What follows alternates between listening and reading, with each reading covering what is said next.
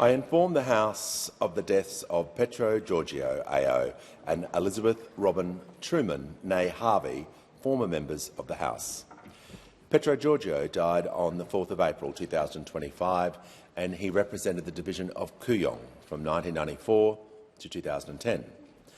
Elizabeth Truman died on the 24th of May 2025. She represented the division of Hawker from 1987 to 1990. As a mark of respect to the memory of the deceased, I invite all present to rise in their places.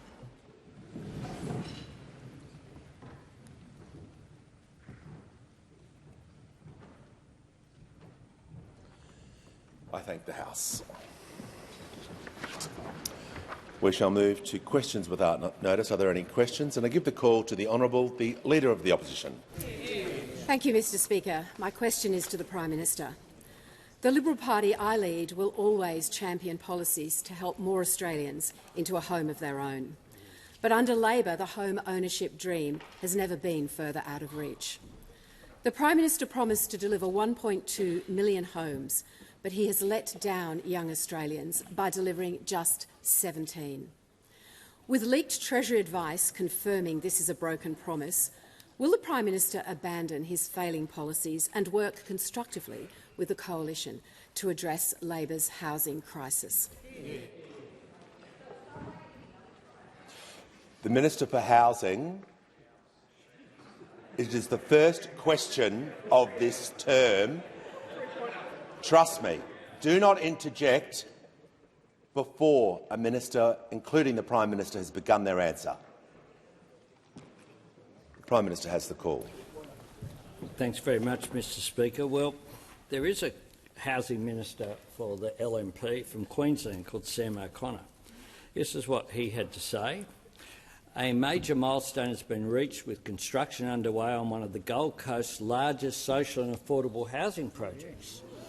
The high-rise, supportive housing project is being delivered by the Australian Government's Housing Australia Future Fund. Went on to say, Order. Importantly, this project will provide 200 vulnerable Gold Coast households with much more than a safe and secure roof over their heads. The Master Builders Australia support our programs. Danita Warren, the 1.2 million homes we say is achievable. For the first time, we've seen a federal government actually recognise that they've got a leadership role in resolving this problem. Up until the Albanese government, we have seen federal government say no, it's the problem of the states, it's the problem of local government. Who might Danita Warren have been speaking about? The former government that over the 9 long years didn't bother to have a housing minister for half of the time, had complete contempt for public housing, provided no incentives for— and the Leader of the Opposition has asked a question. I'm just going to ask her, now that she's been given the courtesy of her question being heard in silence, that she directs the same courtesy to the Prime Minister. The Property Council of Australia, Mike Zorbas, Chief Executive, the 5-year national housing target is already a success. There is currently an outbreak of nationally coordinated political leadership and productivity on planning and housing, something we have not seen so far this century and would not have seen without the Accord.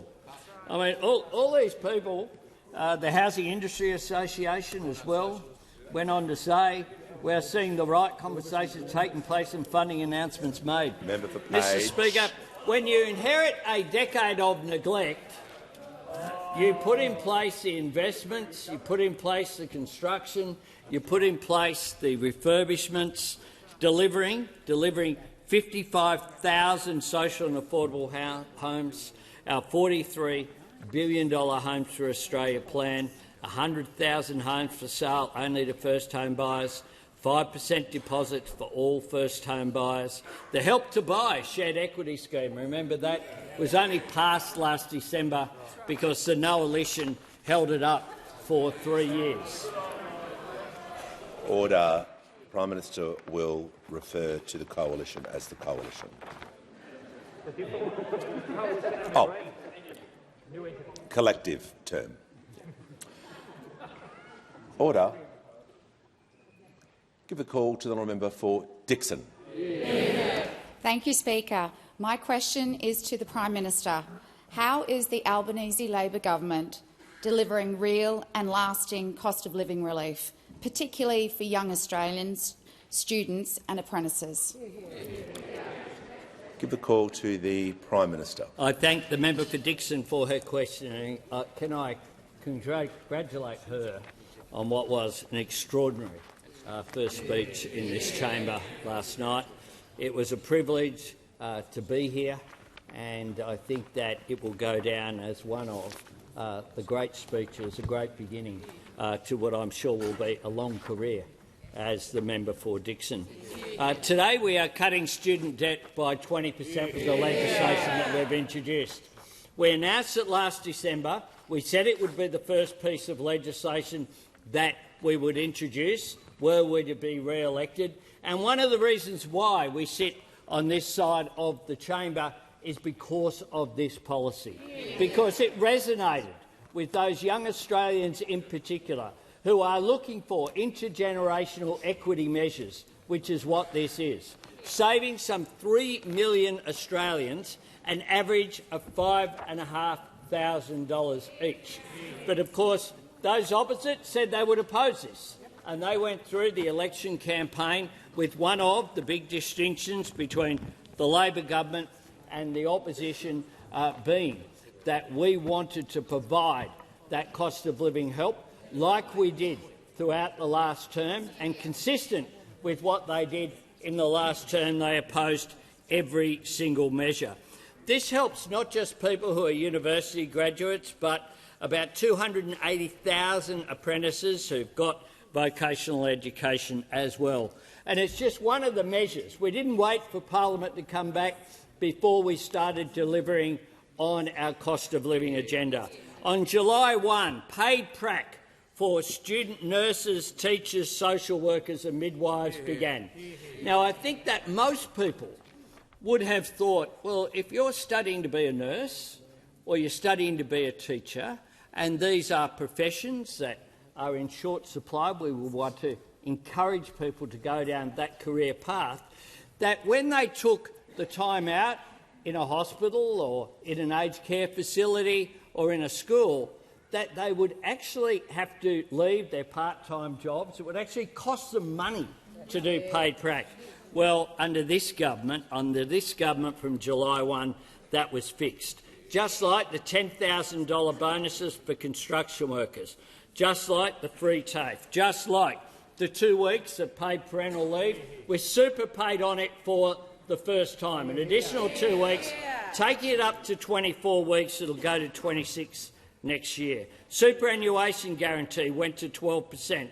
The $150 energy bill relief began. A 3.5% wage increase for minimum age workers, and the subsidy for batteries began as well, already undertaken by 10,000 households. Give the call to the Honourable the Leader of the Opposition. Thank you, Mr Speaker. My question is to the Prime Minister.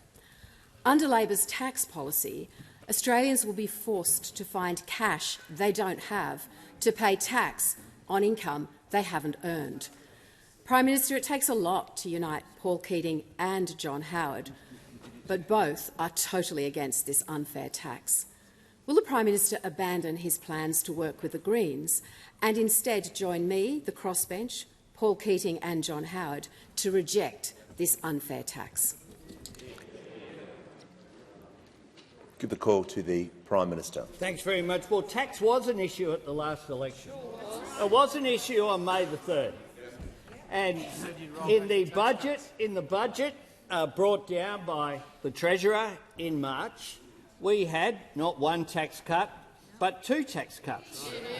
And we brought forward the legislation before this Parliament, and we passed it on the Wednesday, and then it went through the Senate as well later that day. So as a direct result of the actions that we have taken, we will see income tax cuts for all 14 million taxpayers, following up from the income tax cuts that we delivered last July for all 14 million taxpayers, delivered on July 1 next year, and then a further tax cut the year after, on July 1 the year after.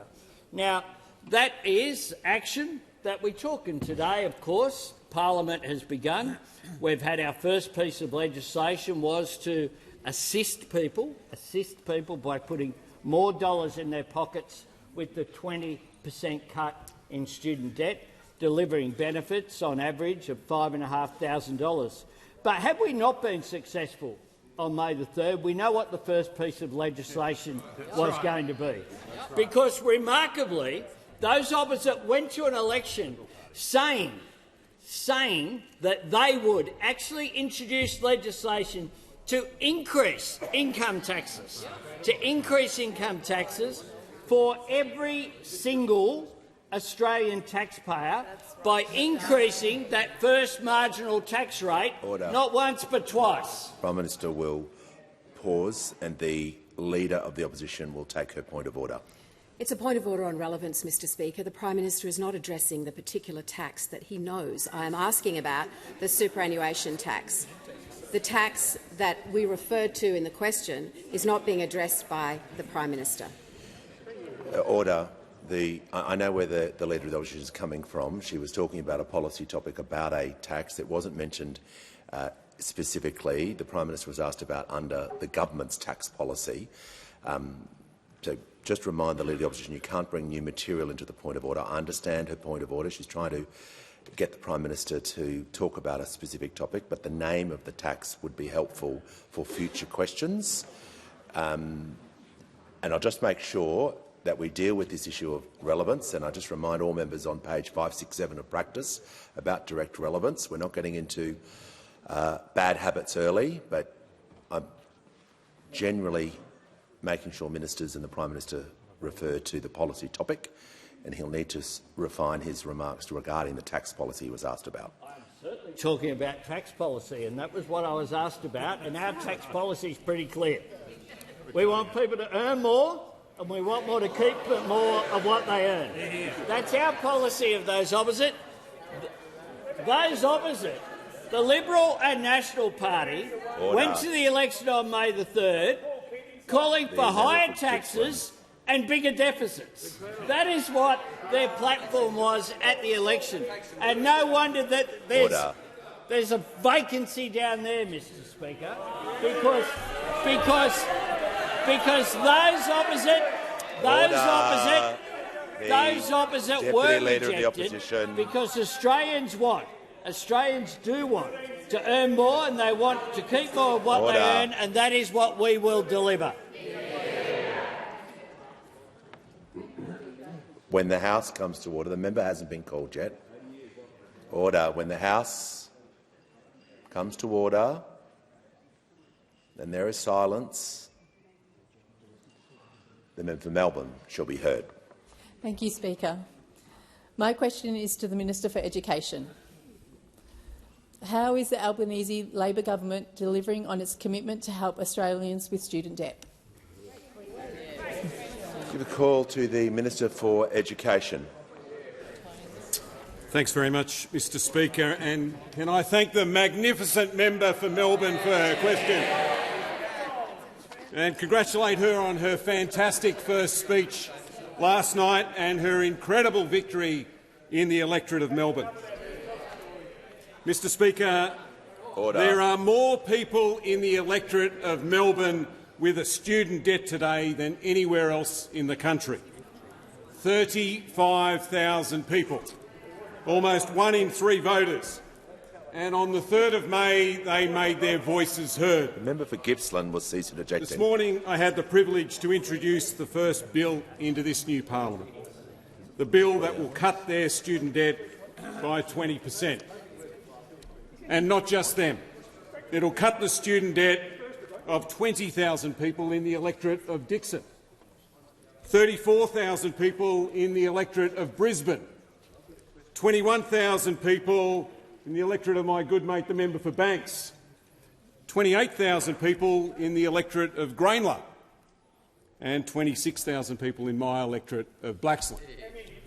And right across the country, all up, more than 3 million Australians nationwide.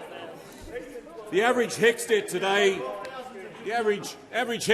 is about 27 grand, so that means, as the PM just said, an average debt cut of about 5.5 grand.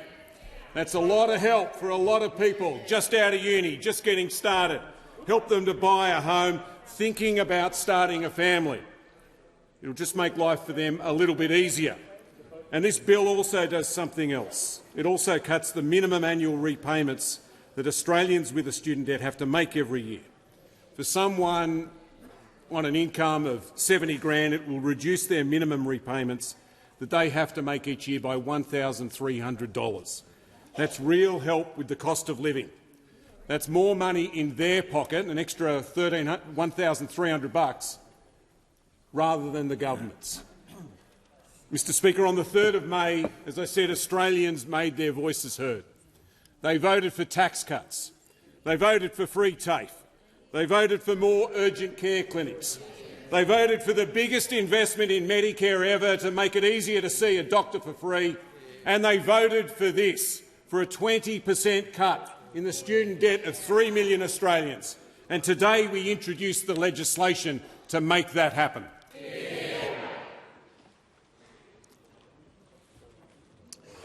The call to the honourable member for Bradfield. Thank you, Speaker. My question is to the Minister representing the Minister for the Environment. One of the first acts of this government was to approve the extension to the North West Gas Project, locking in billions of tonnes of greenhouse gas emissions out past this century. Whenever she has made unpopular decisions in the previous term, the Minister for the Environment said she was simply following the law. Minister, you are the law. When will the pro-fossil fuel Albanese government stop gaslighting the Australian public and implement the changes it has long promised on our environmental reforms? Order. The members on my right will cease interjecting. There's far too much noise during that question. I'll give the call to the Minister for the, representing the Minister for the Environment and Water and the Leader of the House. Thanks very much, Mr Speaker. And I thank the member for Bradfield and congratulate her on her election as well. The first thing to say with respect to the North West Shelf is there are two sets of legal provisions. There are the legal provisions that we've made on environmental law, which go to a range of environmental treaties. That's their basis, and that are handled by the Minister for the Environment. And there's a series of other pieces of legislation handled by the Minister for Climate Change that make sure that we are doing what the government has said we will do with respect to emissions. The project on the North West Shelf that the member for Bradfield refers to is subjected to both. So in terms of the impact on climate change, it is subject to the safeguards mechanism. It's subject to the safeguards mechanism because it's a high-emitting project. The laws that we've passed with respect to climate change apply to that project. But at the same time, when the Environment Minister considers environmental law, that's where they consider a series of other issues, including threatened species and, in this case, quite specifically, having to consider issues around heritage and, in particular, issues relating to rock art. There are specific conditions that the proposed decision, at the moment it's a proposed decision, the final decision hasn't come down, but the Environment Minister has put forward a proposed decision. And with respect to the concerns about potential impact on the nearby rock art, there are strict conditions on air emissions which have been put forward in that proposed decision. So in terms of the impact on climate change, it's affected by the other legislation we've put in place, and in terms of the heritage impact, it's affected specifically by the EPBC Act, what's known as our environmental legislation. The member would be aware of the different things that have been said already by the government, and particularly by the Environment Minister, in terms of the work that the government is doing, both with industry stakeholders and with environmental groups, to try to make sure that we can bring environmental law reform together in this term. That negotiation is happening, that work is happening, because at the moment, until we're able to get environmental laws that are fit for purpose, we have a situation where no one wins in terms of business wants to be able to make sure it can get decisions in a timely way, and from the environment perspective, we want to make sure we're better able to protect our precious environment and our Australian heritage. The Minister has made clear that that work is being done, and it's being done by the government. Give a call to the honourable member for Griffith. Thank you, Mr Speaker. My question is to the Minister for Health. Minister, how are Medicare urgent care clinics making it easier for Australians to see a doctor when they need to and where they need to? Great question. Give a call to the Minister for Health and Ageing and the Minister for the National Disability and the National Disability Insurance Scheme. Thank you, Speaker. And to the new member for Griffith, can I say congratulations on your election and on an absolutely terrific first speech last night. And thank you for the energy with which you sold our government's plan to strengthen Medicare, for more doctors, for more nurses, for more bulk billing, for more urgent care clinics and for even cheaper medicines. And your background as a leader of the mental health organisation, the Kookaburra Kids Foundation, made you absolutely the right person, along with Senator Wong, to announce our government's commitment to expanding the Gidget Foundation Centre's support for perinatal mental health as well. But I was especially delighted in early March, Mr Speaker, to join the now member for Griffith at the Medicare Urgent Care Clinic in Woolloongabba, the South Brisbane Medicare Urgent Care Clinic. That's one of 87 clinics we established last term. We promised 50, we delivered 87, all open 7 days a week, extended hours, fully bulk billed, and more than 1.7 million Australians have already gone through one of those 87 clinics, Mr Speaker, including 23,000 in South Brisbane. Around a third of those patients, Mr Speaker, are kids under the age of 15, like Natasia's 4-year-old daughter who went to the South Brisbane Urgent Care Clinic after an accident at Kindy. She said in her Google review, Natasia did, that Anna, the receptionist, was terrific, that Kirsty, the nurse, was, and I quote, the most generous and patient nurse I've ever encountered, and she was a bit of a rap for Dr John as well, Mr Speaker. She said that we were there for less than an hour and left with all the information we need and a little lady who was all bandaged up. This clinic bulk bills and validates parking. I think it's the first clinic I've heard of doing that as well. It's a testament. Never stops getting better, Mr Speaker. It's a testament to public health. I'm so grateful for the experience we had. Now, Mr Speaker, at the last election we promised 50 more of these urgent care clinics, including one in Greenslopes, the other end of the member's electorate. Expressions of interest have already opened for some of those clinics, Mr Speaker. We've committed to all 50 being open in this financial year, but I'm doing everything I can to get as many open as I can before Christmas, Mr Speaker, because, as the Minister for Education and the Prime Minister have said, we are so focused on delivery. We are so focused on repaying the trust shown to us by the Australian people, including around our plan to keep strengthening Medicare. Our expanded urgent care clinic will mean that 80% of the Australian population live within a 20-minute drive of an urgent care clinic. They'll be looking after 2 million patients each and every year, every single one of whom will be bulk billed. It is absolutely a core part of our plan to strengthen Medicare. Call to the Leader of the Nationals. Thank you, Mr Speaker. My question is to the Assistant Treasurer. Can the Assistant Treasurer clarify how Labor's super tax on unrealised capital gains would operate for a farmer who has their farm held in a self-managed superannuation fund when they've had a failed season with no income? Call to the Assistant Treasurer and Minister for Financial Services. I thank the Leader of the National Party for the question. I would like to firstly state that it's important, I think, to go back to the purpose of superannuation when we consider this important reform. Superannuation was a very important reform brought in the early 1990s, and it was for the purpose of providing dignity and certainty in retirement for people across the Australian population. That is an extremely important piece of context, because this reform that we are talking about is very important in improving the sustainability and the fairness of the superannuation system. I would also like to add that this reform is a reform that will only apply to around 0.5% of member balances. It is going to be a reform that applies only to balances of $3 million or more, balances which are well above what is needed for people to achieve dignity and certainty in retirement. I also want to stress, Speaker, that this reform will still provide concessional tax treatment for that part of the balances over $3 million. Goldstein will cease interjecting. It will provide tax. Order. The Minister will just. Whoever's interjecting can cease, so I can hear the Leader of the Nationals on his point of order. Speaker, just a point of order on relevance. There's been a preamble, but the question was very specific about how a farmer would pay for this tax. Very specific. We've been very fair, but I think we need to get to the thrust of the answer.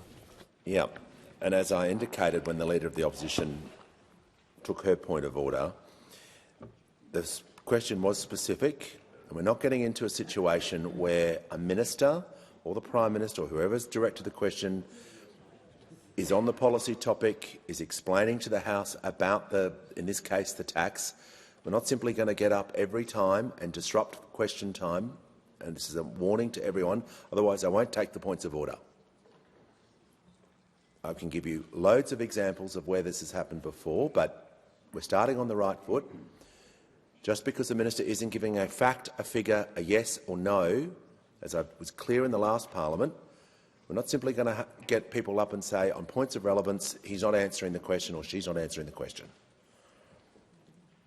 If you need further information, go to page 567 of practice, which clearly articulates the area of relevance. The Minister is talking about the tax. He's explaining to the House the details of the tax.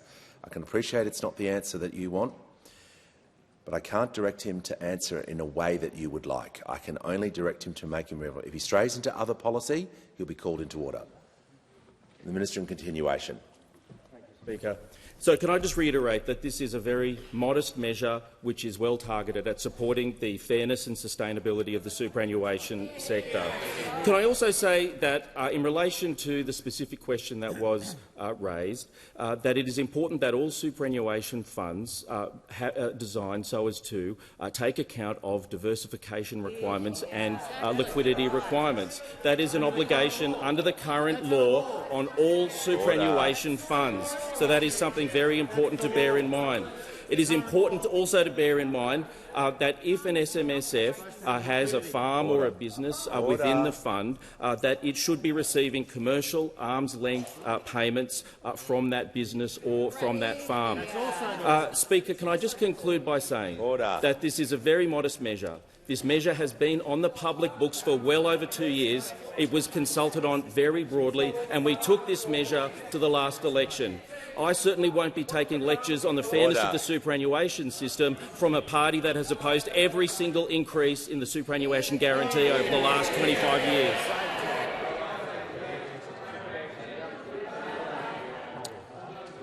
The member for Cunningham will cease interjecting, and the member for Gippsland can give it a rest too. Order. I'd like to hear from the honourable member for Brisbane. Mr Speaker, my question is to the Minister for Climate Change and Energy. How is the Albanese Labor government getting on with the job of delivering a fairer, better energy system, as well as acting on climate change? Is the government being asked to consider any other proposals? Call to the Minister for Climate Change and Energy. Well, thank you very much, Mr Speaker. I thank my honourable friend for the question. I enjoyed campaigning with her during the election campaign on multiple occasions, and I said before the election she'd be a wonderful member of parliament, and I say after the election she's a very welcome member of parliament in this House, Mr Speaker. And on May the 3rd, the Australian people gave the Albanese government a clear instruction to keep on going. To keep on going with the task of building a better energy system for our country, Mr Speaker, and that's exactly what we intend to do. And I'm pleased that overnight we saw new figures showing that the financial year just ended was a record for renewable energy investment, double the financial year before, more than 4 gigawatts of new renewable energy connected. This is actually energy that is up and running and connected to the system today, and that is a good thing. And we're also getting on with the job of delivering our cheaper home batteries policy, which we sought a mandate from the Australian people for, Mr Speaker. And as the Prime Minister said before, we didn't wait for Parliament to sit. This came into force on the 1st of July.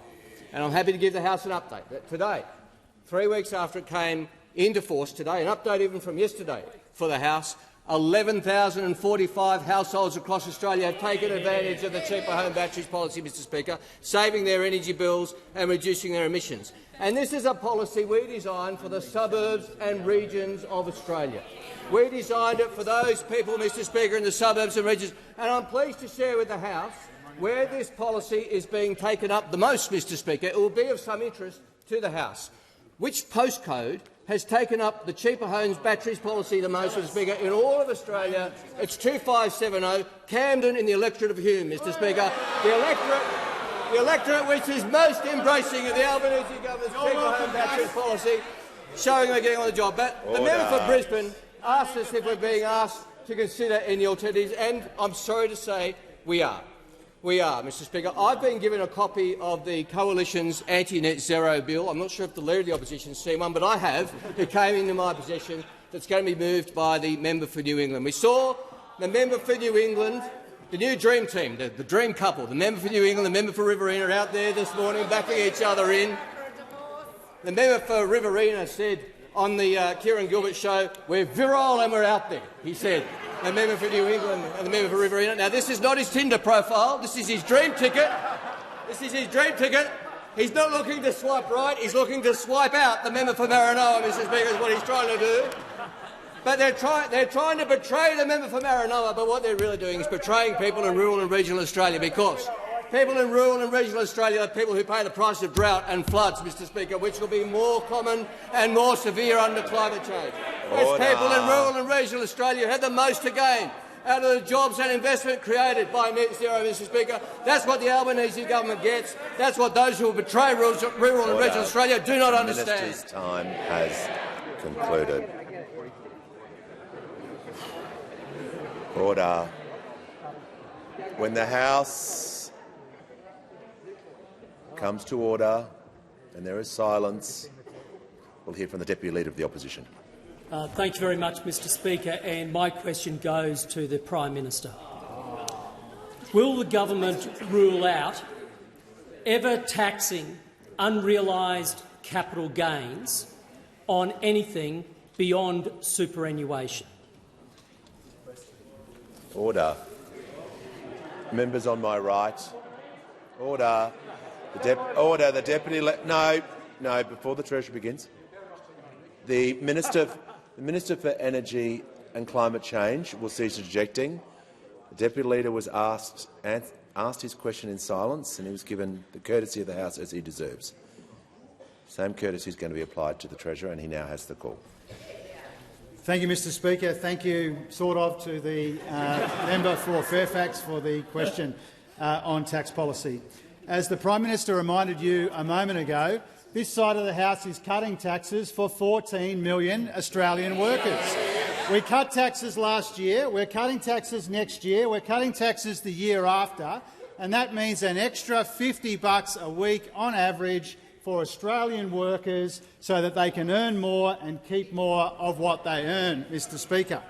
Now, I'm asked, or the Prime Minister is asked by the member for Fairfax to rule something out. And I want to remind the House that just on Sunday, not in September, not before the election, not even a few weeks ago, Mr Speaker, the member for Fairfax said on Sky on the 20th of July, and I'm quoting here, they shouldn't be taking anything off the table, Mr Speaker. So on Sunday, they shouldn't be taking anything off the table. By Wednesday, we want you to rule something out, Mr Speaker. Now, we've already got a view. We've already got a view on the policy issue that the member for Fairfax has asked about. We've made our views public when it comes to tax policy. Our priority is cutting taxes for 14 million Australians. We've made it clear that all people will bring all kinds of ideas to the Economic Reform Roundtable next month here in Canberra. But this government, if it's got one defining feature, it's to cut taxes in the context of a more responsible budget We haven't just done it once. We're going to do it 3 times by the end of this parliamentary term. Now, again, Mr Speaker, here he comes again, Mr Speaker. He's not off to a good start. Mr Speaker, if the member the Treasurer will pause. Just take a seat, please. We're not starting this way. We're not going to just have a free-for-all with everyone piling in and yelling at each other. I made the point, Deputy Leader, that you were heard in silence, and I want to make sure that's for every question that is asked, due to the respect for every member. If you don't like an answer, you simply just can't be yelling across the chamber. We've had all the discussion yesterday and today during the debates about improving behaviour. That's the opposite of everything we've been doing and talking about. Just asking everyone to show a little restraint so we all settle in with our rhythms. And I'm just going to ask the Treasurer also to be careful with his language so he doesn't inflame the situation as well. In general. The Treasurer has the call. Thank you, Mr Speaker. The point I'm making, Mr Speaker, is the member for Fairfax on Sunday said rule nothing out. By Wednesday he couldn't stick to the same position. This is a government which cuts taxes for all 14 million Australian taxpayers. That side of the House went to the election with a policy to increase taxes on every single Australian taxpayer, and even after doing that, they still went to the election with bigger deficits and more debt, Mr Speaker. So I won't be taking lectures, Mr Speaker, from the Member of Parliament more responsible than anyone for their nuclear meltdown on the 3rd of May. Give a call to the honourable member for Petrie. Thank you, Mr Speaker. My question is to the Deputy Prime Minister. How is the Albanese Labor government keeping Australians safe through our continued investment in defence and our engagement with our key partners and allies? The call to the Deputy Prime Minister and Minister for Defence. Well, can I thank the member for her question, congratulate her on her election to this House, and it was a joy to join her recently at the Redcliffe RSL. And her question is an important one, as our Defence Force is engaging in its most important exercise, Talisman Sabre 25. At the end of May, beginning of June, I attended the annual Shangri-La Defence Dialogue in Singapore, and about a month ago I represented Australia at the NATO Leaders Summit at The Hague. And be it the Indo-Pacific or be it the North Atlantic, what is clear is that we are living in a more volatile world with increasing challenges, ongoing conflicts in Ukraine and the Middle East. And what this demands of us is crystal clear strategic clarity for our nation. For many years, defence policy in our country was characterised by just doing what we always did, which actually is a description of strategic drift. But from the moment that we came to office in 2022, we implemented the Defence Strategic Review. We handed down the first National Defence Strategy. The second will be handed down in the next 12 months. And this is giving a clear articulation of our strategic threat and the kind of defence force that we need to build to meet it. We need a defence force which will give pause for thought for any potential adversary which seeks to coerce us. We need a defence force which will make Australia's contribution to the collective security of the region in which we live. And that means that we need a defence force with greater capacity to project, a long-range submarine capability, which we are delivering through AUKUS, a more capable surface fleet, a more mobile army, longer-range missiles, and air force which can project from our northern bases. And we are a long way down the track of putting all of that in place. But this has involved significant reprioritisation of the defence budget, difficult decisions, but the consequence is a much greater quality in our defence spend and a much more potent defence force as a result. It has also seen the biggest peacetime increase in defence spending in Australia's history. Relative to what we inherited from those opposite, an additional $58 billion over the decade, $11 billion over the forward estimates, and in the here and now, over the last 2 financial years, defence has spent more on procurement than ever, the bulk of which has gone to Australian defence industry, supporting defence jobs. This government is, amidst all the noise, delivering a thoughtful, sober and serious plan to keep Australia safe. The call to the honourable member for Goldstein. Thank you, Speaker, and congratulations on your elevation to office. Speaker, my question is to the Treasurer. On the 28th of February 2023, the Treasurer said that the Labor's unfair super tax on unrealised capital gains would apply to, quote, around 80,000 people. Does the Treasurer stand by that number? Call to the Treasurer. Well, first of all, Mr Speaker, I didn't describe it the way that the honourable member has said. That's the first point. Second point is that when we announced the policy, the expectation was that there would be about 0.5% of people in the superannuation system impacted by what is a very modest change in terms of the impact on individuals, but it would make a meaningful contribution to making the superannuation system more sustainable. That remains our view, about 0.5% of people, and that obviously varies from fund to fund. If you think about the fund that was in the paper today, their expectations at Host Plus is that 57 members out of 1.86 million members would be impacted by the modest changes that we are proposing. Now, as the Assistant Treasurer said a moment ago, we are the big believers in superannuation. We're about strengthening superannuation, and those opposite are about weakening superannuation. And for evidence of that, Mr Speaker, think about the fact that on the 1st of July this year, we completed the journey to 12% compulsory superannuation. That's something we're very proud of on this side of the House. So too are we proud, Mr Speaker, to be paying the superannuation guarantee on government-paid parental leave for the first time ever, Mr Speaker. I shout out the minister here for the work that we did on that in the last term of parliament. Now, part of our responsibility to the superannuation system is to make sure that it is treated in a concessional way, that those concessions are generous, but also that they are sustainable. And after these changes are implemented, there still will be generous tax concessions for everyone in the superannuation system, but for the 0.5% of people with balances more than $3 million, remembering the average retirement balance is about $340,000, Mr Speaker. The Treasurer will pause. The member for Goldstein on point Speaker, of order. Point of order. I asked a very specific question about whether he stood by a number of around 80,000 people.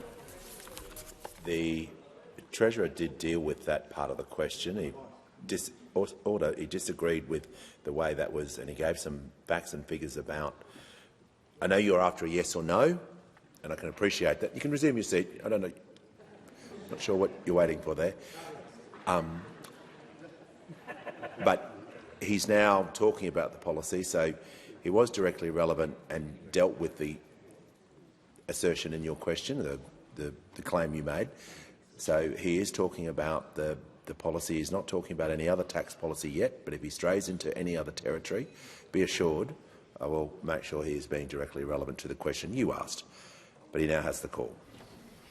Thank you, Mr Speaker. It remains our expectation about 0.5% of people in the superannuation system will be impacted by this modest change. They'll still get very generous tax concessions in superannuation. It will be slightly less generous. For example, someone with $3 million, instead of getting a $14,000 tax break, they'll get a $13,000 tax break for their investment, and so it continues to be concessional.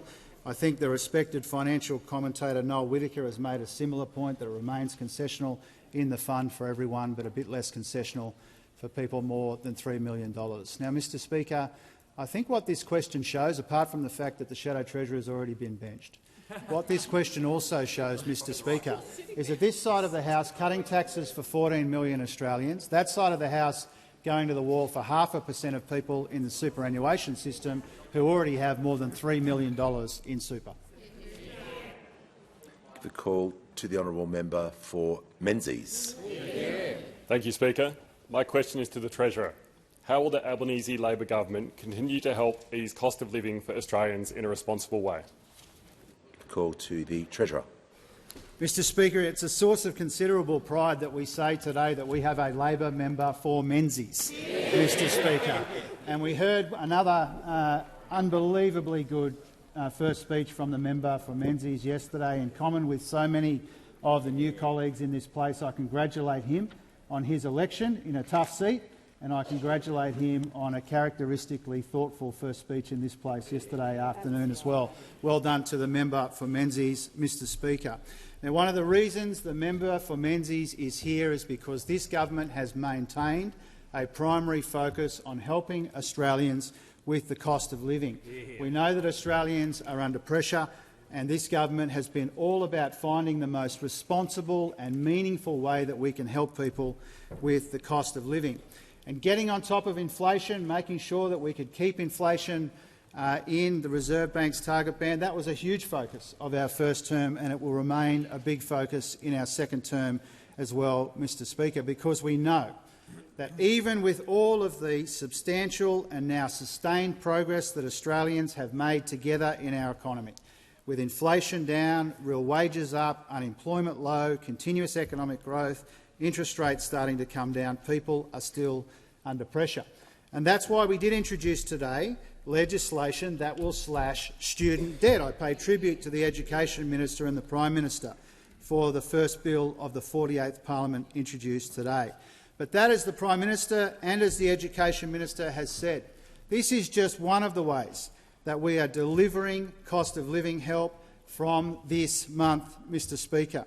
From the 1st of July, increases to the minimum wage and award wages benefiting almost 3 million Australian workers, an increase to the super guarantee, more paid parental leave and paying super on it for the first time, more energy bill relief, more help for people to get into a building trade, Mr Speaker, cheaper home batteries as well, Mr Speaker, paid prac for students, and also the usual increases to social security payments.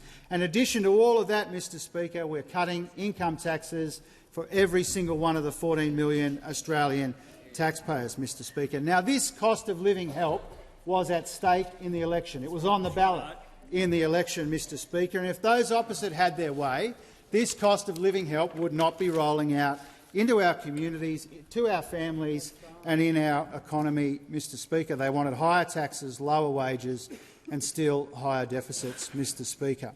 Now, we have picked up where we left off in the last term, delivering this cost of living relief. We know that the people of Australia have put their faith in this Prime Minister and his government. We will work hard every day to repay that faith, continue to help where we can with the cost of living in the most responsible way that we can. The call to the honourable member for Curtin. This is a question for the Minister for Communications. In the last Parliament, this government initiated an inquiry into online gambling, which resulted 2 years ago in a report containing 31 unanimous recommendations, including phasing out ads for online gambling. The government hasn't even responded to our report, let alone implemented its recommendations. Since the report, countless more lives have been ruined by gambling harm. Our communities want to see change. Will the government commit to implementing these recommendations during this term? Call to the Minister for Communications and the Minister for Sport. I thank the member for Curtin for her question and her genuine and ongoing commitment to reform in this area, and I know that's a commitment shared by all of the committee members of that standing committee of the 47th Parliament. And I will assure the member for Curtin that that work goes on. This government has delivered the most significant online wagering harm reduction initiatives in a decade. That's what this government did last term, and that work continues. We take very seriously our responsibility to people affected by online wagering, particularly young people and particularly vulnerable people. And obviously I'm the new Communications Minister. I've been getting my feet under the desk, and as part of that work I have been taking meetings with harm reduction advocates, with the broadcasters, with the sporting codes, to get my head around this and what the pathway looks like moving forward. And I know that the Minister for Social Services and myself have been working together on this, and we are committed to continuing the work of the previous ministers from the first term. And that is very good work, because it was the most significant gambling harm reduction measures in Australian history. We banned the use of credit cards for online wagering. That is so significant. We launched BetStop, which is the National Self-Exclusion Register. we forced online wagering companies to send their customers monthly activity statements to itemise their wins and their losses. We provided direct funding for specialist financial counselling to support people who are affected by problem gambling. We introduced new minimum classifications for video games with gambling-like content. We introduced new evidence-based taglines in wagering advertising. We introduced nationally consistent staff training, and we established mandatory customer ID verification for online wagering. At the end of June 2025, I can give an update to the member for Curtin that BetStop has recorded 44,841 registrations, 39% of whom have chosen a lifetime ban. That is good work, and that work now goes on. Give a call to the honourable member for Hughes. Thank you, Mr Speaker. My question is to the Minister for Housing, Homelessness and Cities. What is the Albanese Labor government doing to address the generational housing challenges facing Australians, and how will it progress this work in a second term? Good question. Call to the Minister for Housing, the Minister for Homelessness and the Minister for Cities. Thank you so much, Speaker, and can I congratulate you on your re-election as the Speaker of this House. I look forward to 3 more years of a very well-run parliament, and I hope we didn't get things off on the wrong foot, Speaker.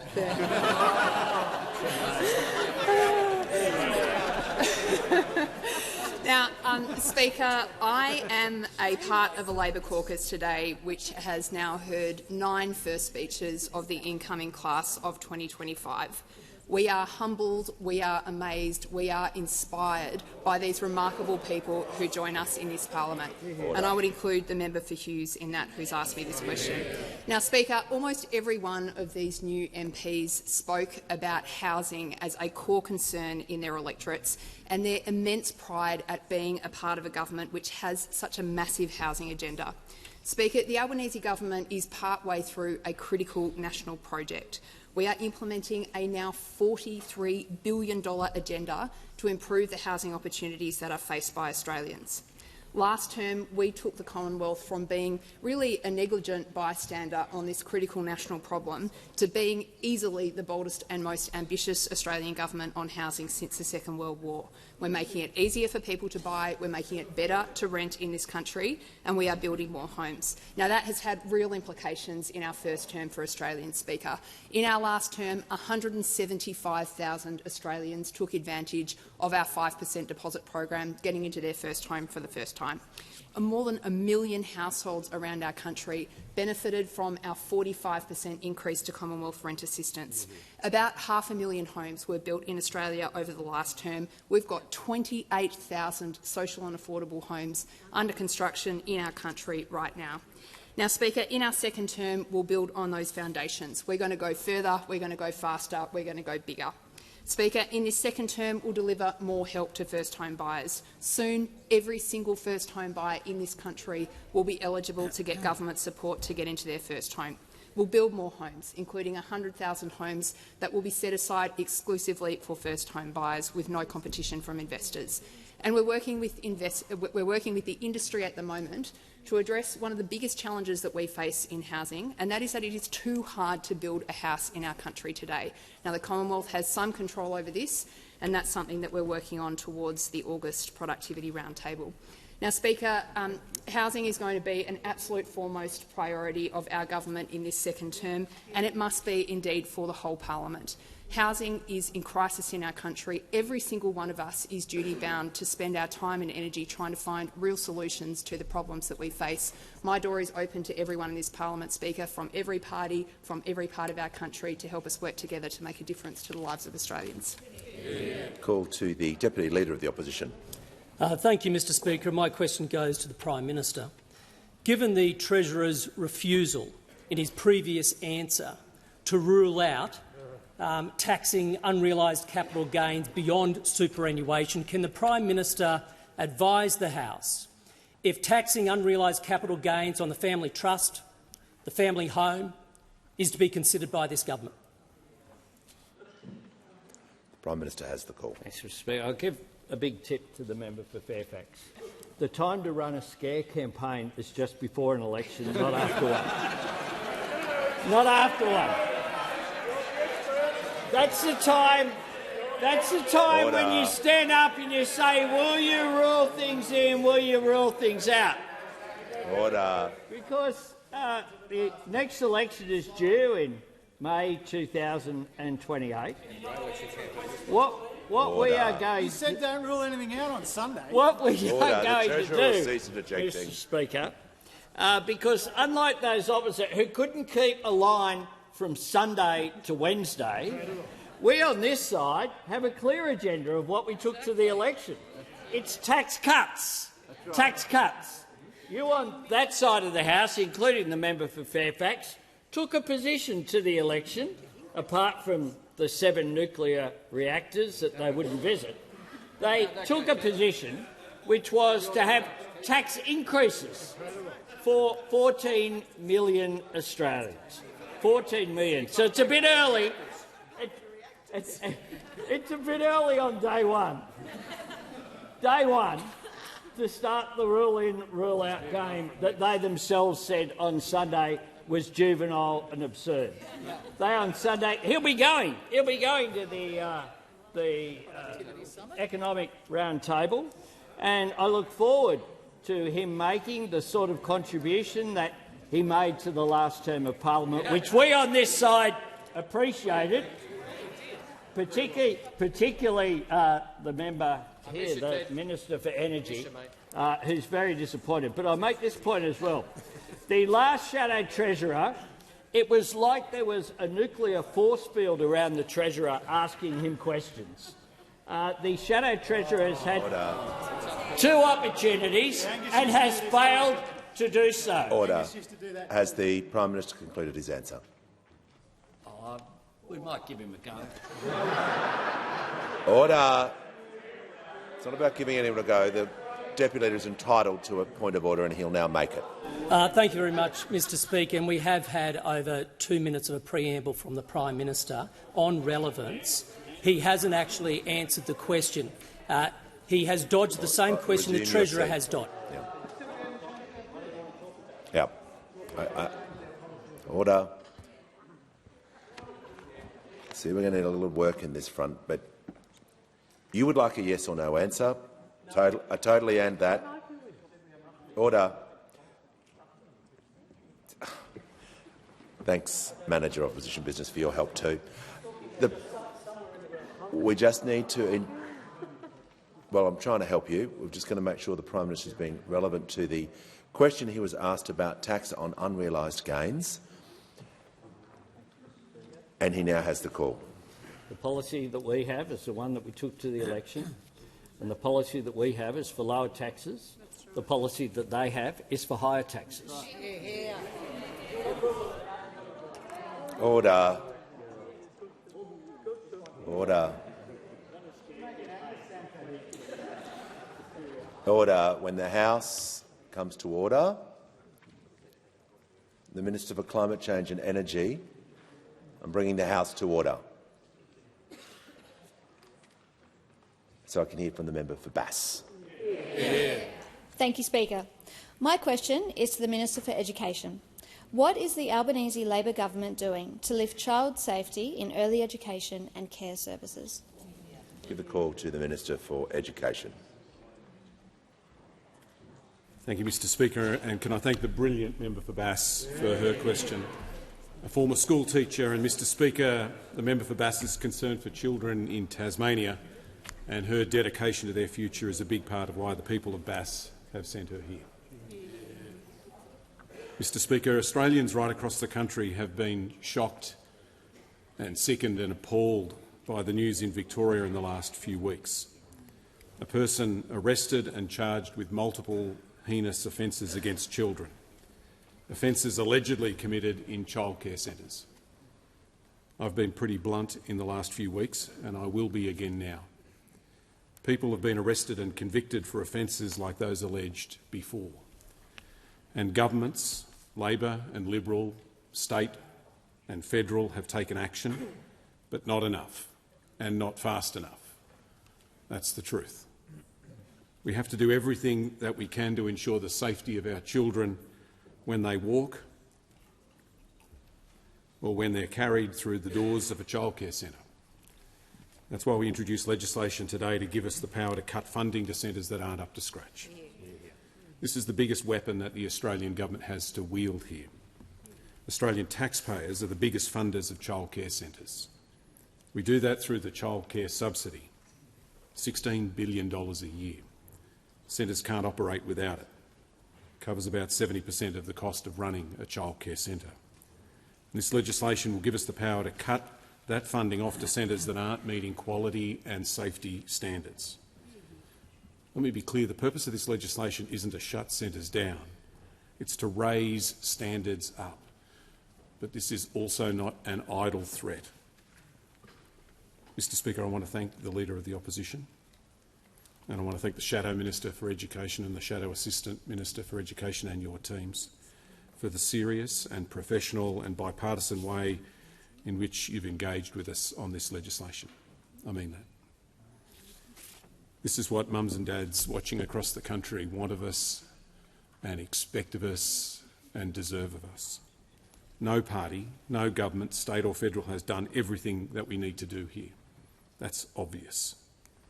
But I think everyone here is determined to do what needs to be done to rebuild confidence in a system that parents need to have confidence in. And the legislation that I introduced today is part of that. It's not everything. There's a lot more that needs to be done. And the terrible truth is that this work will never end. But this is an important step in helping to keep our children safe. On indulgence, the Leader of the Opposition. Thank you, Mr Speaker. On indulgence, can I thank the Minister for Education for the way that he has engaged with me, with my team and with our Shadow Minister for Education, and reiterate my strong desire to work positively and proactively on this incredibly important issue. I can't think of many issues in my time in this parliament that have made me feel as physically sick as this one has. And I know this feeling is shared by members across the aisle. To consider that these criminals have found their way into our centres and into the lives of our precious innocent children is just appalling. So we do stand ready to continue to make sure that we get this right. The legislation was introduced this morning and we want to examine it closely, as we should. The scrutiny of all members will make better legislation, if indeed amendments do need to be made. But ultimately, I want those listening and viewing today to be confident that this is an issue well and truly above politics. We will all work incredibly hard to get this right. Give the call to the honourable member for Calare. To the Health Minister. The rural doctor shortage crisis is devastating for Calare residents. Country people have shorter life expectancies than city people. It's outrageous. The Charles Sturt University School of Rural Medicine opened 5 years ago to train doctors in the bush for practice in the bush, with 37 Commonwealth-supported students. It hasn't been given any more student places since. When will your government take effective action to A, fix the rural doctor shortage crisis, and B, give Charles Sturt University more Commonwealth-supported medical student places? Give the call to the Minister for Health and the Minister for the NDIS. Yeah, thank you, Speaker, and thank you to the member for Clare. Congratulations on your re-election. Thank you to you and your team for our engagement over the last period of time over what you describe as a really significant challenge of access to doctors in rural Australia. Thank you for the roundtable that you organised of GPs in your community that we conducted together just before the election. I said really from the time I was appointed to this portfolio it had never been harder to find a GP in Australia than it has been over the last several years, and it's even harder again in the bush. I know that as we've been getting larger as a population, older and in many ways sicker, we just haven't kept up with the number of GPs anywhere in the country, but particularly in the bush. As the member knows, there's no single fix for this challenge, which is why we are trying to work right across a range of areas to improve that access, but also that affordability. As he says, we've got to train more young people as doctors in the community, in the rural communities. We know that if they train in the bush, they're far more likely to stay in the bush, which is why we have added CSPs, Commonwealth-supported places, into rural Australia, and we've committed to, in time, 200 more medical school places that will be run through the education portfolio in partnership with the health portfolio, and in due course we'll be making it clear how we put those out for tender. We've also done a range of other things to train more, not just medical students, but post-medical school graduates into general practice. We've got more GPs in training this year than ever before in this country. We want to expand that again, and that includes more in the bush as well. We want to reward doctors who work in the bush, which is why in our first budget some time ago we increased incentives for GPs working in the bush, particularly if they had additional skills in areas like emergency management, obstetrics, mental health and the like. The bulk billing incentives that apply through our bulk billing reforms are higher in the bush than they are in the cities, which is why of the additional bulk billed visits since we put those plans into place, disproportionately that has benefited the bush. And the Minister for Education again introduced very significant student debt relief provisions for medical graduates if they agreed to go and work in the bush as well. But we know that we're not going to be able to train enough Australians quickly enough to deal with the challenges that you have been talking about so strongly, the member for Clare, which is why we're also trying to cut red tape and cut costs for overseas trained doctors in countries where we have a high level of confidence, like the UK, New Zealand and Ireland, to come into Australia, particularly to practice in the bush. In the last 12 months, there's been a 500% increase in the number of GPs from those three countries applying to come here and work in communities like yours. Give a call to the honourable member for Sturt. Thank you, Mr Speaker. My question is to the Minister representing the Minister for Women. How is the Albanese Labor government continuing to deliver for women in this term of government? Call to the Minister for Infrastructure, Transport, Regional Development, Local Government and the Minister representing the Minister for Women. Thank you, Mr Speaker, and can I congratulate you on, again, your elevation to the chair. And can I thank very much the member for Sturt for the question, with particular congratulations as the first woman to represent the seat of Sturt. I know that you've got your first speech coming up after question time, but I do just want to say to you we are so very proud and privileged to have you here with us. Well, we're making history.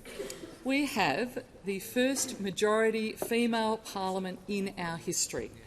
And you can see from behind me that Labor has been doing the lion's share of that work. We also have the first majority female cabinet again in our history, and that means more women are in the cabinet room making decisions that impact on women. The Albanese Labor government is absolutely committed to delivering for women and for representing them. The list of achievements are long, and there are many that are started on the 1st of July as well, and I want to talk about some of those. We've delivered even more support for women. We're increasing the national minimum wage and award wages by 3.5% from the 1st of July so that women can earn more. We're increasing paid parental leave to 24 weeks. That makes a material difference, not just to women but to their families overall. We're making sure super is paid on government-paid parental leave. With women holding the majority of student loans, our 20% reduction in HECS debts will also help lower student debt for women. We're delivering Commonwealth prac payments for women-dominated sectors such as nursing, midwifery, teaching and social work.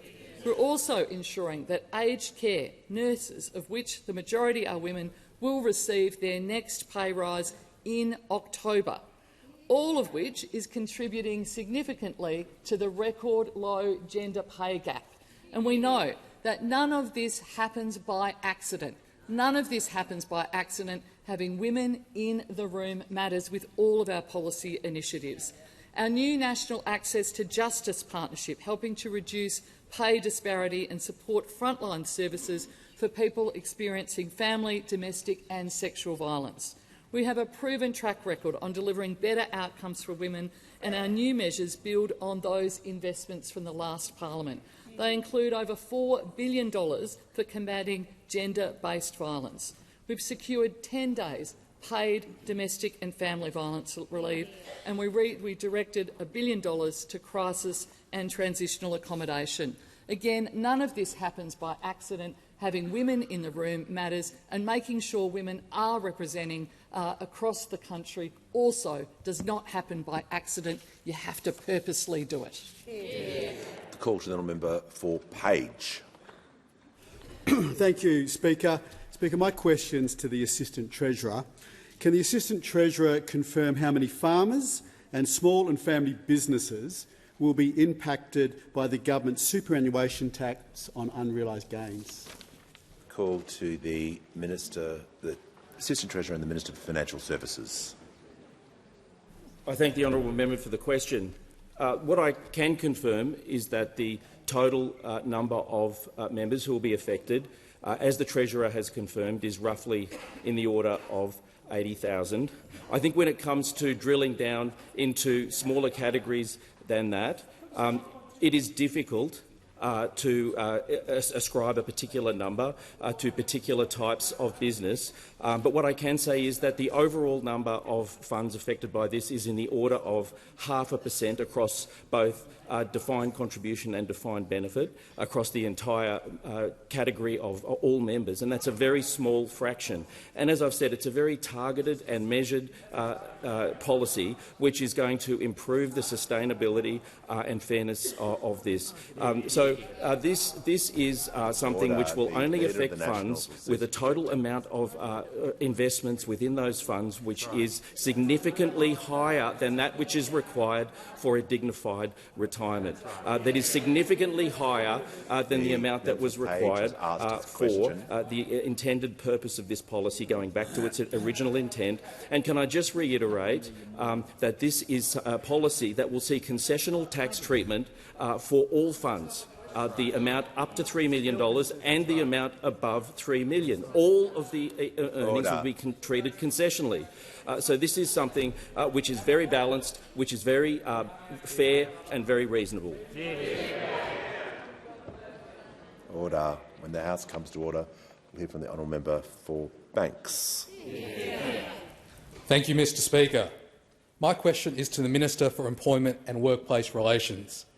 How is the Albanese Labor government delivering on its commitments to help Australian workers earn more and keep more of what they earn?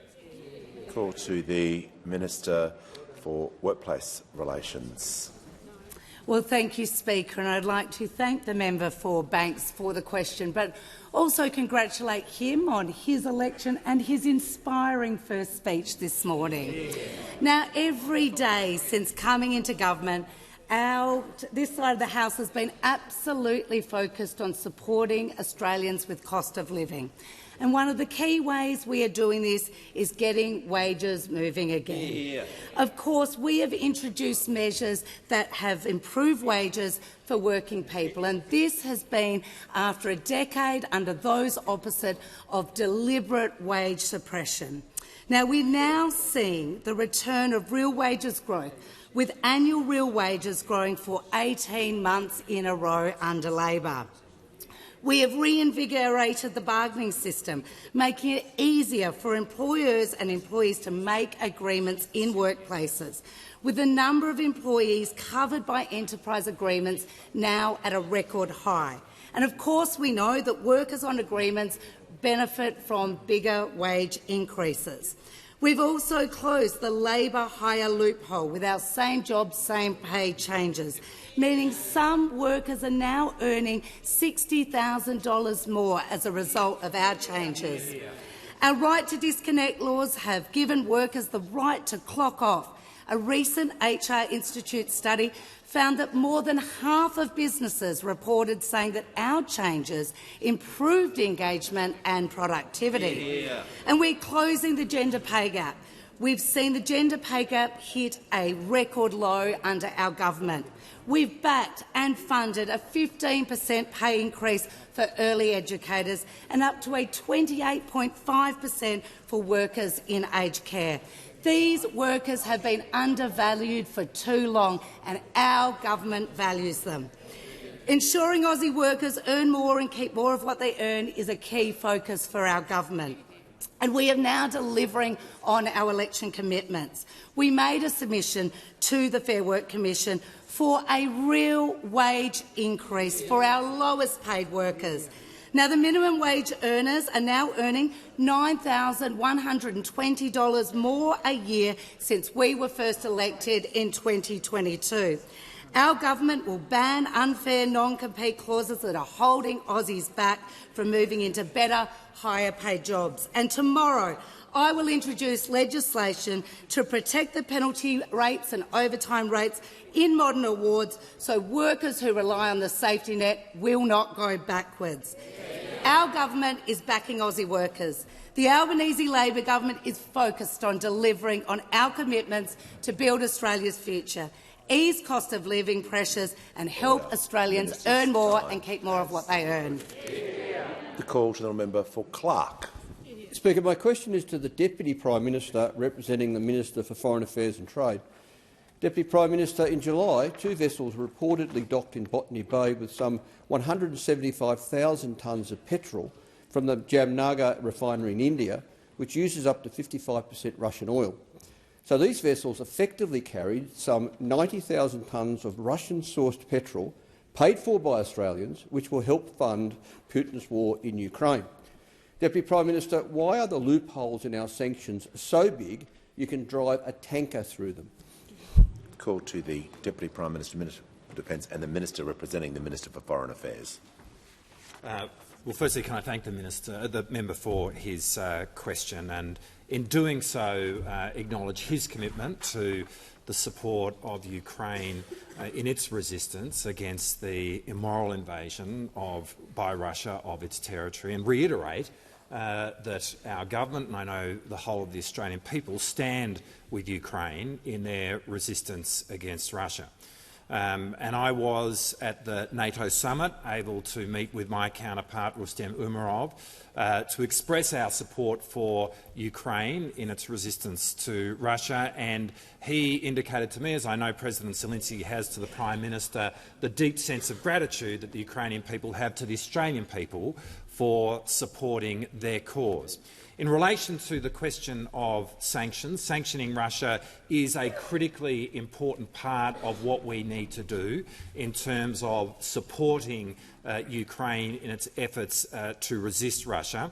At that same NATO summit, I announced increased sanctions to an additional 44 people and entities, which now means that in total there are about 1,500 people and entities in Russia which are the subject of Australian sanctions, which sees a significant impact on the Russian economy in areas such as electronics, areas such as energy, areas such as finance. And it is a really important part of what we need to be doing to contest Russia in this moment. But it's not everything, as you know, and we continue to support Ukraine across the board.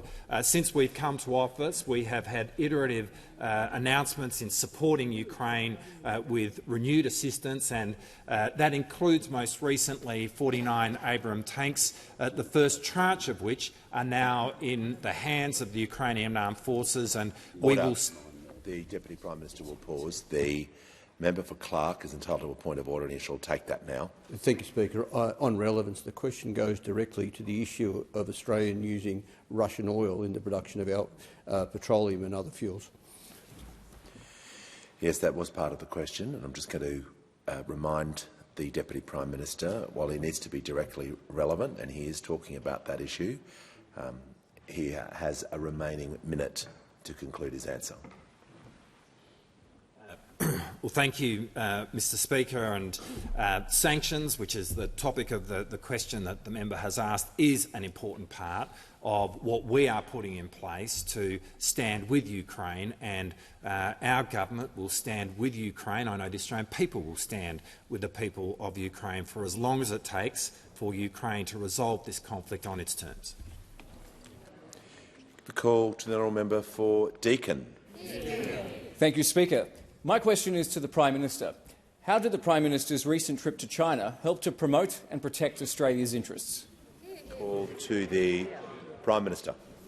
I thank the member for Deakin for his question, and I know from my visits to his now electorate on many occasions during the last term that he understands the importance that these global relationships can have. And at a time of global economic uncertainty and strategic competition in our region, it is particularly important the way that Australia navigates this uncertainty and manages this competition is critical to both our security and our prosperity.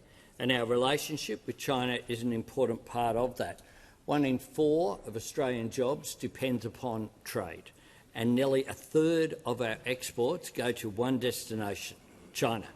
Indeed, it is absolutely critical for jobs here in Australia. And we know from the fact that the impediments to trade have been removed, the benefit that that has got, the benefit in repairing and stabilising that relationship.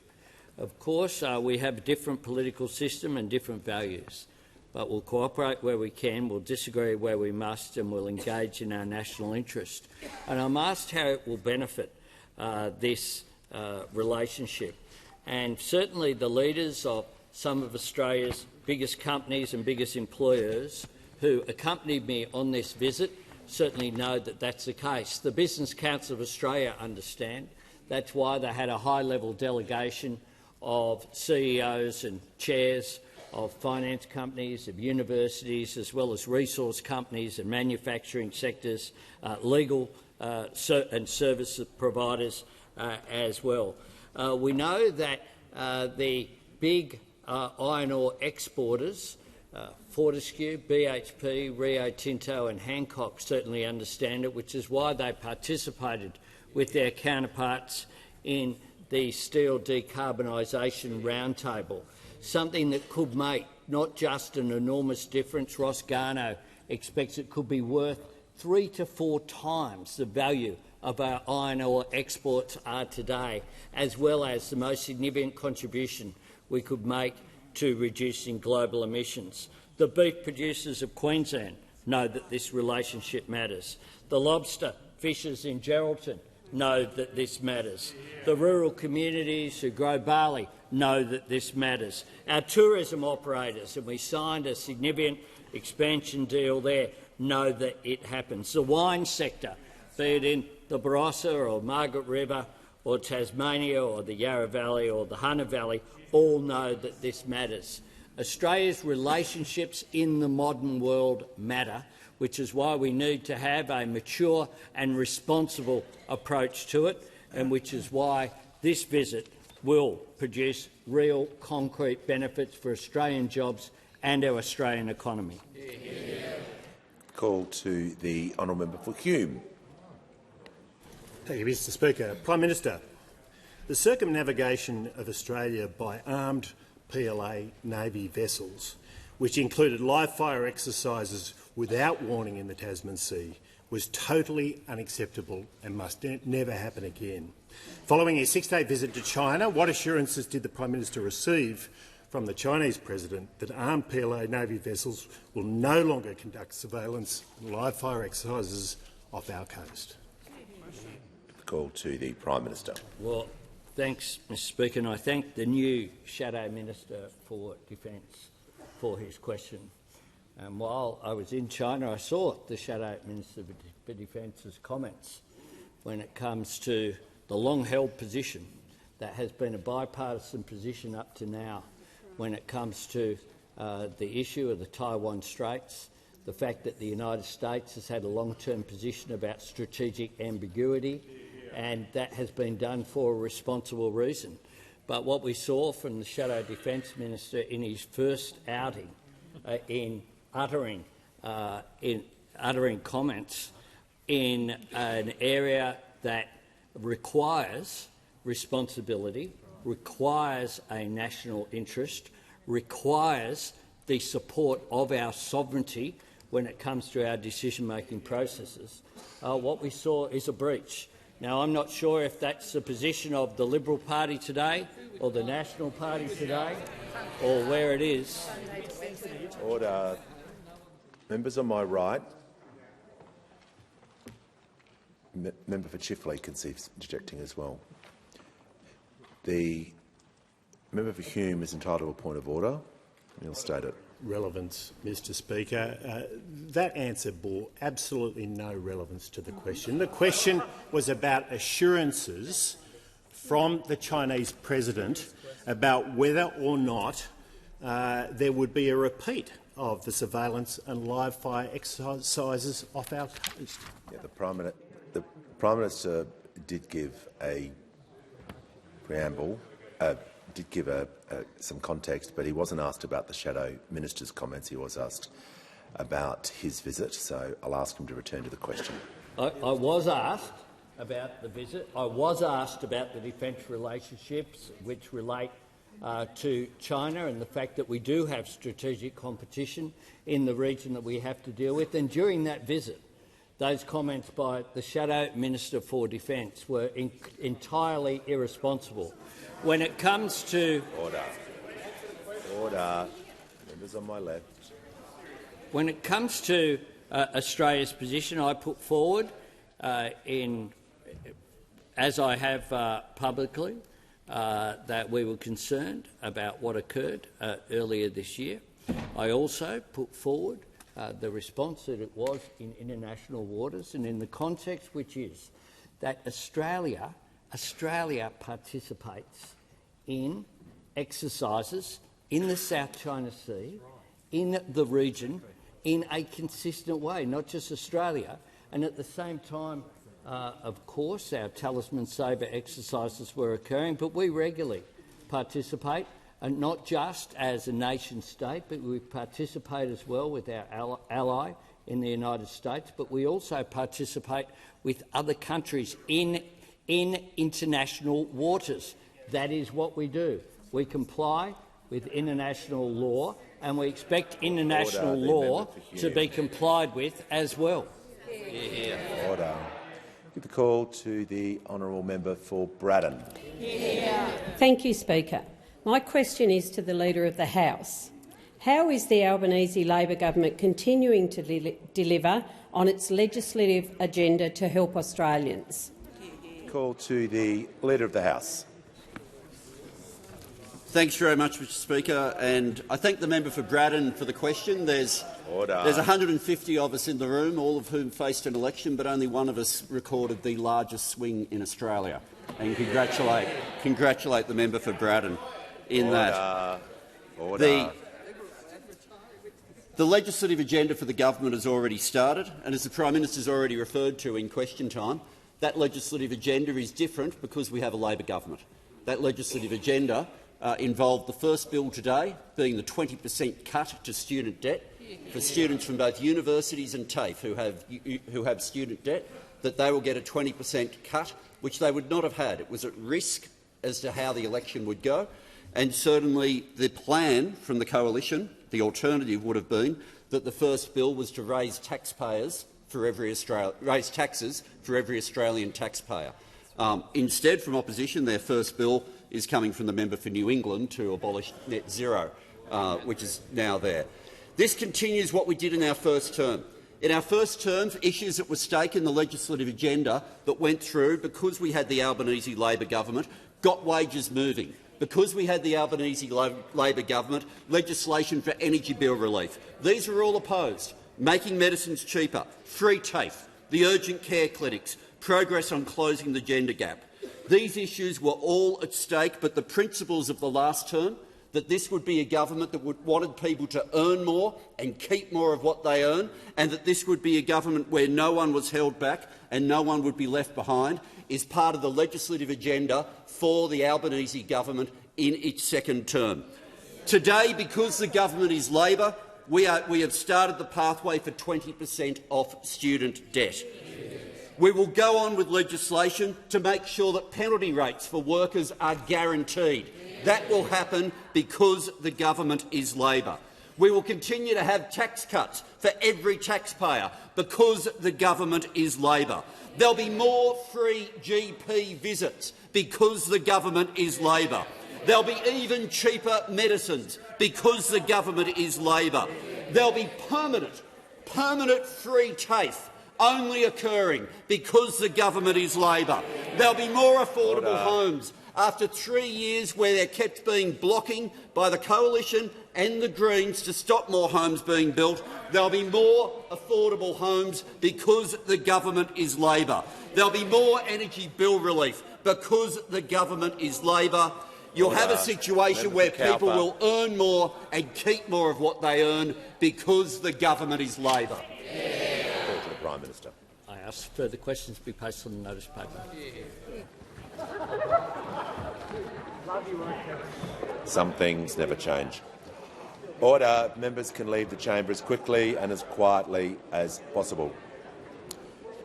I present the following report on the Commonwealth Ombudsman's activities under Part 5 of the Australian Federal Police Act 1979 for the period 1 July to 2023 to 30 June 2024. Quarterly report by the Commonwealth Ombudsman under Section 712F6 of the Fair Work Act 2009 for the period 1 October to 31 December 2024, and the Auditor General's audit reports number 29 to 50 for 2024 to 2025. Details of the reports will be recorded in the votes and proceedings. The call with papers to the Leader of the House. Thanks very much, Mr Speaker. These documents are tabled in accordance with the list circulated to the honourable members earlier today. Full details of the documents will be recorded in the votes and proceedings. I have